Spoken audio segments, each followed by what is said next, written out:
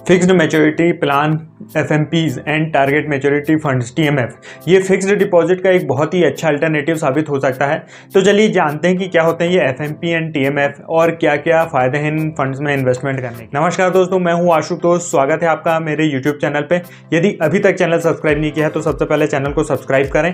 यदि mutual fund, health insurance, term insurance, life insurance से related कोई भी फ्री ऑफ कॉस्ट कंसल्टेशन चाहते हैं तो नीचे दिए नंबर पर व्हाट्सअप करें। चलिए जल्दी से वीडियो को शुरू करते हैं।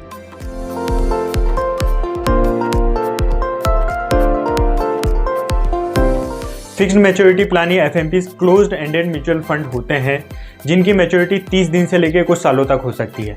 क्लोज एंडेड म्यूचुअल फंड ऐसे होते हैं जिनमें आप सिर्फ एनएफओ या न्यू फंड ऑफरिंग के समय ही उनमें इन्वेस्टमेंट कर सकते हैं, उसके बाद इन्वेस्टमेंट नहीं कर सकते और ना ही उनकी मैच्योरिटी डेट से पहले आप अपने फंड्स को विड्रॉ कर सकते हैं। हाँ, आपके पास एक ऑप्शन होता है कि आप डीमैट अकाउंट खुलवा कर स्टॉक एक्सचेंज में इन स्कीम्स को सेल कर सकते हैं, लेकिन वहाँ लिक्विडिटी बहुत कम होती है। तो आप मान के चलिए कि यदि आप एफएमपी में इन्वेस्टमेंट कर रहे हैं तो आपको उसकी मैच्योरिटी तक होल्ड करके रखना पड़ेगा।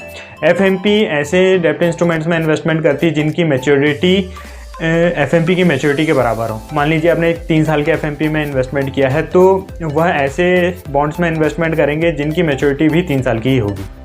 टारगेट मैच्योरिटी फंड या टीएमएफ भी फिक्स्ड मैच्योरिटी प्लान एफएमपी की तरह डेट म्यूचुअल फंड होते हैं जो कि फिक्स्ड टाइम पीरियड के लिए, फिक्स्ड टेन्योर के लिए लॉन्च किए जाते हैं, जो कि 30 दिन से लेकर कुछ सालों तक कुछ भी हो सकती है।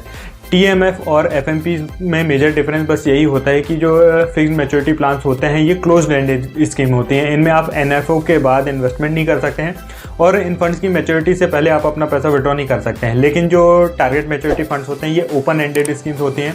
इनमें आप एनएफओ के बाद भी इन्वेस्टमेंट कर सकते हैं और उनकी मैच्योरिटी से पहले कभी भी अपने पैसों को विड्रॉ कर सकते हैं।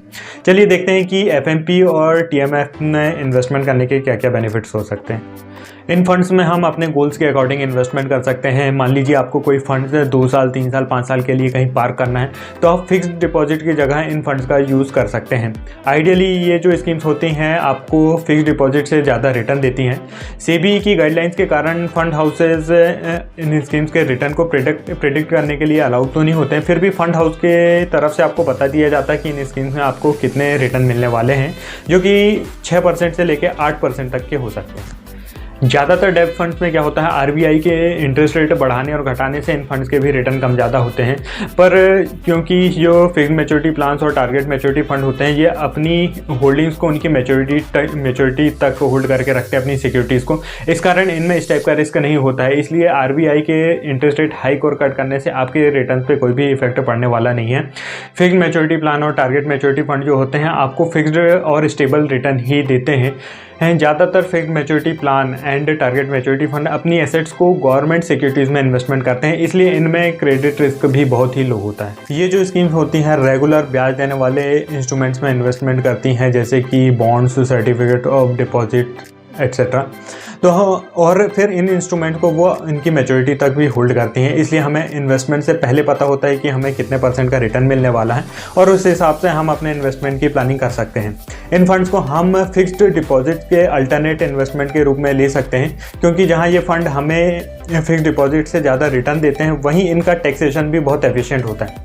जब हम फिक्स्ड डिपॉजिट करते हैं तो हमें जो इंटरेस्ट अर्न होता है उस पर 10% का टीडीएस देना होता है और साथ ही रिमेनिंग इंटरेस्ट पर अपने इनकम टैक्स स्लैब के हिसाब से इनकम टैक्स देना होता है। मान लीजिए आप 30% टैक्स ब्रैकेट में हैं तो आपको 30% का टैक्स देना होगा।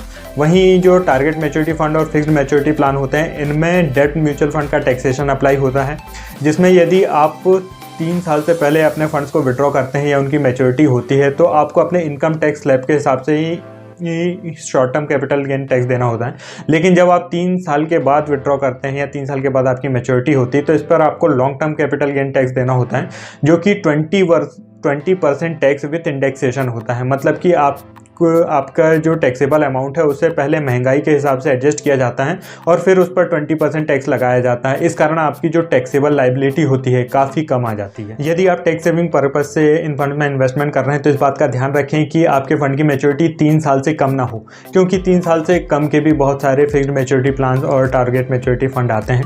यदि हम सिस्टमेटिकली इन्वेस्टमेंट करें तो हम अपनी टैक्स लायबिलिटी को और भी कम कर सकते हैं। यदि हम किसी फाइनेंशियल ईयर के एंड से थोड़ा पहले, मतलब 31 मार्च से पहले इन्वेस्टमेंट करें और हमारी मैच्योरिटी फाइनेंशियल ईयर के बिगिनिंग के जस्ट बाद में हो, यानी कि 1 अप्रैल के बाद हो, तो ऐसे केस में हम डबल इंडेक्सेशन के बेनिफिट क्लेम कर सकते हैं, जो कि हमारी टैक्स लायबिलिटी को और भी सिग्निफिकेंटली लो ला सकती है। इसीलिए बहुत सारे फंड हाउस 31 मार्च के आसपास बहुत सारे फिक्स्ड मैच्योरिटी प्लान और टारगेट मैच्योरिटी फंड लॉन्च करते हैं, जिसमें हम डबल इंडेक्सेशन के बेनिफिट क्लेम कर सकें। किसी भी म्यूचुअल फंड स्कीम में इन्वेस्टमेंट करने से पहले अपने एडवाइज़र डिस्ट्रीब्यूटर से ज़रूर कंसल्ट करें। यदि इस स्कीम से या इस वीडियो से रिलेटेड कोई भी डाउट है तो आप नीचे कमेंट करके पूछ सकते हैं।